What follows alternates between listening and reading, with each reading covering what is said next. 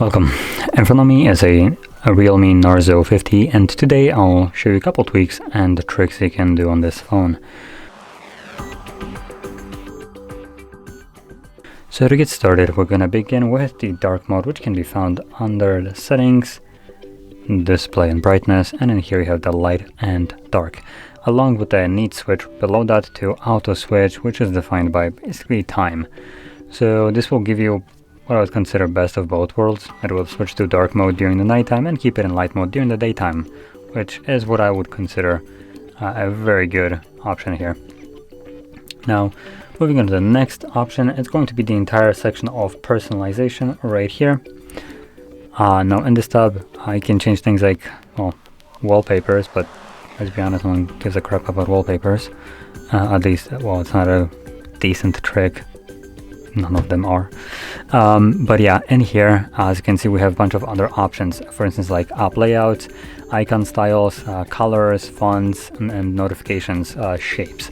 So the most part, it changes the colors and, for instance, like the settings, how things are color coded, and also majority of the things in your little notification tray right here with all the toggles. So you can change the icon style, though this is just a layout, so we can change size of them. As you can see, you can make them way smaller.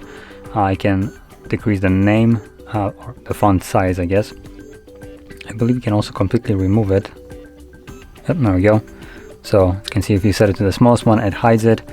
Then you can also choose different icon packs. If you have some installed, I believe they will show up here. These are just the preloaded ones that come with the device, so you can choose between them as well if you prefer some of the ones that are here.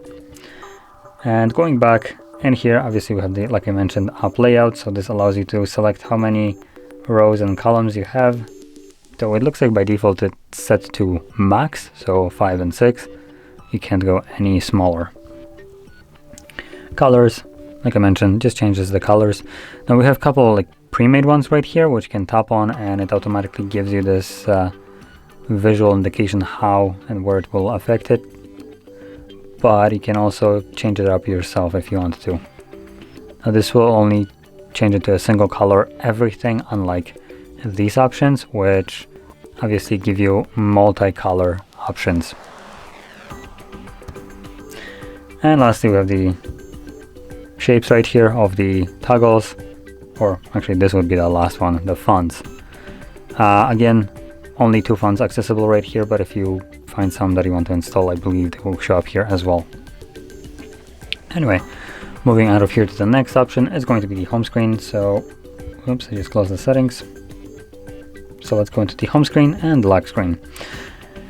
And in here we have a bunch of additional options just strictly for the home screen or lock screen, as the name would suggest. So we have home screen mode.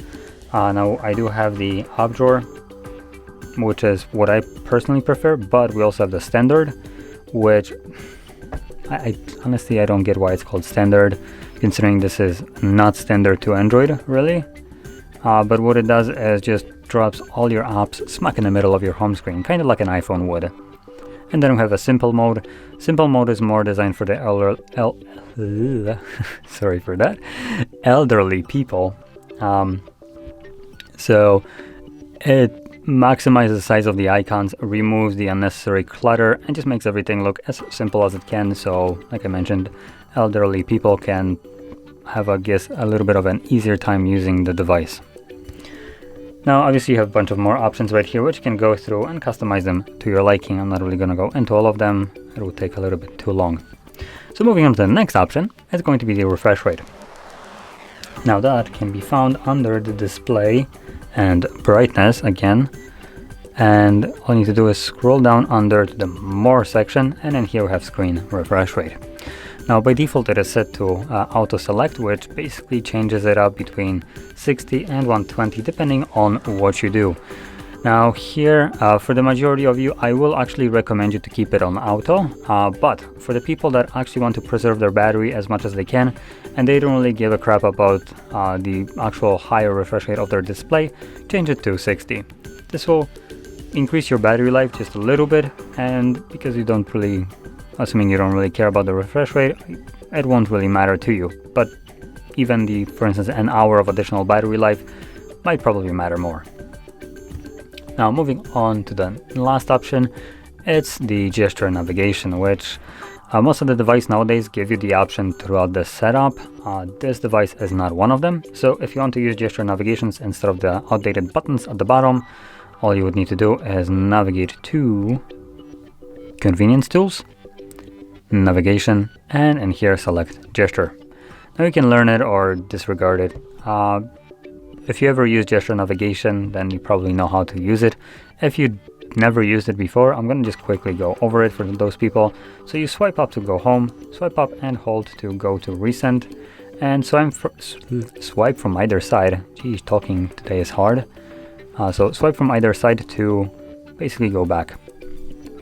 Now in certain cases you can also swap well, here actually you can't do that. You can swipe between apps that are open by just swiping this bar from side to side. So if I open up a couple additional things, there we go. As you can see, I can swipe between those. So there we go.